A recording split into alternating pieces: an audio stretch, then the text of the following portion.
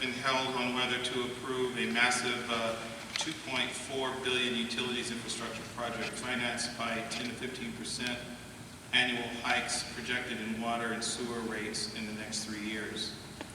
Whether further major hikes projected in each of the following 12, together with more than $1 billion in new city borrowings, making it the largest public works project in this region's history, and also the largest general fee hike in the city's history. Please share your position on this project and why. I voted for that. I do support the direction we're headed. It was a painful hike and a painful vote for many of our residents, but sometimes you have to make tough votes and tough choices.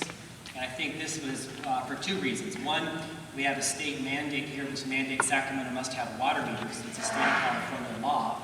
And so about half of that water increase is because we have to do the water meters.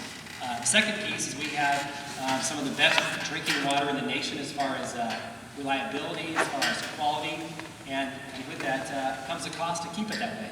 Our facilities to maintain our drinking water and our intake, they're almost 100 years old, and there is a cost to rehabbing them, and there is much more cost efficient and cost effective to go and do a one-time bond and focusing on economies of scale and building it at once as far as going and doing incremental approaches. So it was split.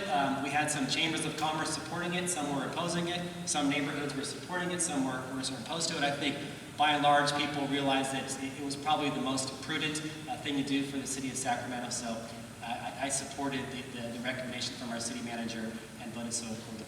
Okay. You may read the question. Would you please? Okay. Recent public meetings have been held on whether to approve a massive $2.4 billion utility infrastructure project financed by 10 to 15% annual hikes projected in water and sewer rates in the next 3 years. Whether further major hikes projected in each of the following 12 years, together with more than $1 billion in new city borrowings, making it the largest public project in the region's history, and also the largest general fee hike in the city's history. Please share your position on this project and why. Okay, I have probably a more unique stance on it than most people because as being the CIO of Amarillo Water, I can tell you that these kinds of projects are needed in most places. I would not have gone the way the city went with it, personally. As I just went through the same thing with Amarillo Water, they had a 33-mile ditch that came from a lake that brought fresh water, that brought water down to a treatment pond, and then the treatment pond would process the water and then send it back out. They replaced that 33-mile trench with a 19-mile pipeline that cost them $27 million.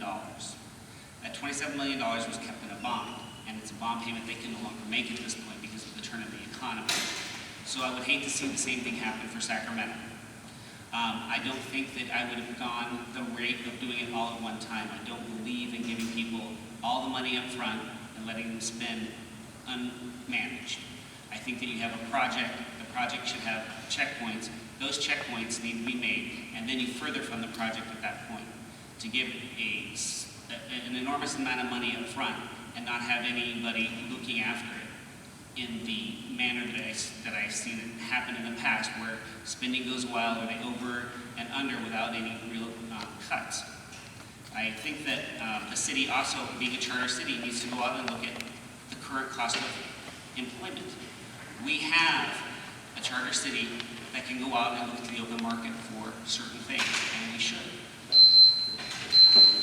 I'm going to, Mr. Nieto, direct this question initially to you, and